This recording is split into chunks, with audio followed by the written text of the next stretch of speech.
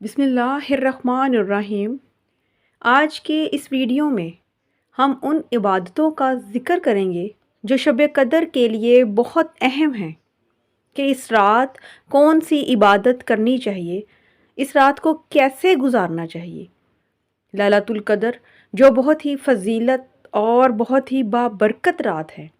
قرآن پاک میں اللہ تعالیٰ کا فرمان ہے کہ یہ رات 1000 مہینوں سے بہتر ہے، اور یہ کتنی بڑھ کر ہے یہ تو ہمارا رب ہی جانتا ہے، لیکن اگر ہم 1000 مہینے ہی دیکھ لیں تو یہ 1000 مہینے 83 سال 4 ماہ بنتے ہیں۔ یعنی اس رات میں جاگ کر عبادت کرنا 83 سال کی عبادت کرنے سے بھی بڑھ کر ہے۔ تو اس رات کو بالکل بھی ضائع نہیں کرنا، کیونکہ اس رات سے جو محروم رہا سمجھے کہ وہ ہر قسم کی خیر اور بلائی سے محروم رہا، اور اس رات تو صرف بد نصیب ہی محروم رہ سکتا ہے۔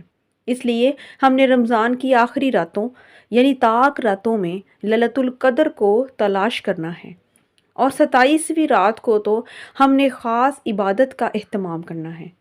اب آپ کو بتاتے ہیں کہ ہمیں اس رات کیا کرنا چاہیے۔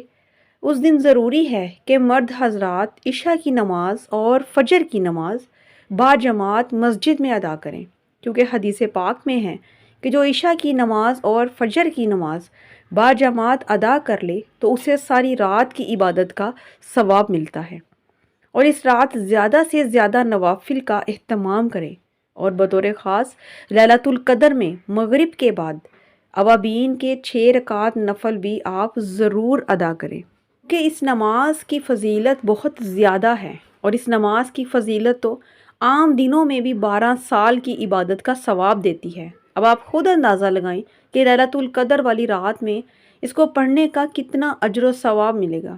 اس لیے مغرب کی نماز کے بعد اوابین کی نماز ضرور ادا کریں۔ اسی طرح سے صلاۃ تسبیح کی بھی نماز ضرور پڑھیں۔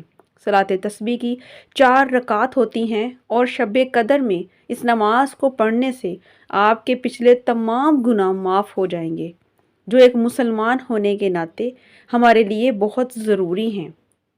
پھر اسی طرح سے تہجد کی نماز بھی بہت ضروری ہے۔ تہجد کی نماز کی 8 رکعت یا 12 رکعت جتنی آپ چاہیں پڑھ سکتے ہیں۔ بہت سارے لوگ پوری رات تو جاگتے ہیں، لیکن وہ رات کے آخری حصے میں تہجد کے وقت جا کر سو جاتے ہیں اور تہجد کی نماز چھوڑ دیتے ہیں، لیکن آپ نے ایسا بالکل بھی نہیں کرنا۔ آپ شب قدر کی رات کو ایسے گزاریں کہ آپ ایک حصہ نوافل ادا کریں، پھر ایک حصے میں قرآن مجید کی کثرت سے تلاوت کریں، اور اس کے بعد اپنے رب سے استغفار کی تسبیح کریں، اللہ سے اپنے گناہوں کی معافی مانگیں، پھر کچھ حصہ آپ درود پاک کو پڑھنے میں لگائیں۔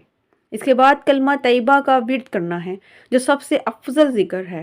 اس کے بعد اللہ کی تسبیح بیان کریں۔ تو اس طریقہ کار کو اپنا کر آپ نے اس رات کو گزارنا ہے، اور آخر میں دعا ضرور کرنی ہے۔ یہ نہ ہو کہ ساری رات عبادت کرتے رہیں اور بغیر دعا کے ہی سو جائیں۔ آپ اس رات دعا کا اہتمام ضرور کریں، اپنے رب سے دل کھول کر مانگیں۔ ہو سکتا ہے ہمارے رب کو ہماری یہ عاجزی پسند آ جائے، اور ہم ان خوش قسمت لوگوں میں شامل ہو جائیں جو اللہ کے بے حد قریب ہیں۔ میری اللہ سے دعا ہے کہ اللہ تعالیٰ ہمیں لیلۃ القدر کی رات دیکھنا نصیب فرمائے، میرا سنانا اور آپ کا سننا قبول و منظور فرمائے، آمین ثم آمین۔ ویڈیو پسند آئے تو صدقہ جاریہ سمجھ کر شیئر ضرور کیا کریں، اور میرے چینل کو سبسکرائب کر دیں۔ شکریہ۔